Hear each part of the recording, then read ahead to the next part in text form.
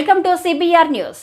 కర్నూలు జిల్లా ఆస్పరి మండలం నందు కారుమంచి గ్రామంలో గల జిల్లా పరిషత్ ఉన్నత పాఠశాల నందు మధ్యాహ్న భోజన పథకంలో కనీస వస్తువులు లేక మధ్యాహ్న భోజనం నందు తెల్లని మరియు నల్లని పురుగులు వస్తున్నాయని విద్యార్థులు ఇంటి దగ్గర నుంచి క్యారియర్లు తీసుకొస్తున్నారు.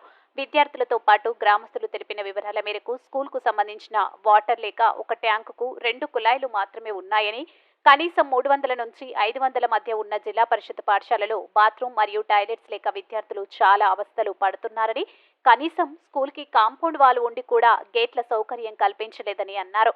పగలేమో విద్యాలయం, రాత్రైతే మందుబాబులకు అడ్డాగా మారింది అని ఆయా గ్రామస్తులు చెప్పుకొచ్చారు. కావున కారుమంచి జిల్లా పరిషత్ ఉన్నత పాఠశాల సమస్యలను జిల్లా ఉన్నతాధికారులు గమనించి విద్యార్థుల సమస్యలను పరిష్కరించాలని విద్యార్థులతో పాటు ఆయా గ్రామస్తులు కోరడం జరిగింది. Bogguraju, CBR TV news managing director.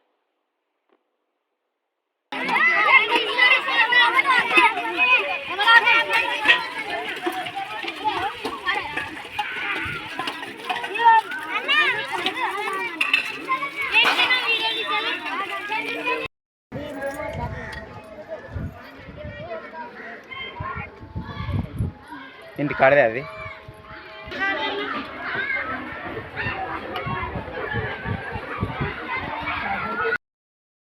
Store మేము ఓ రకంగా పంపిస్తే ఎట్లో గట్ల చేయొచ్చు.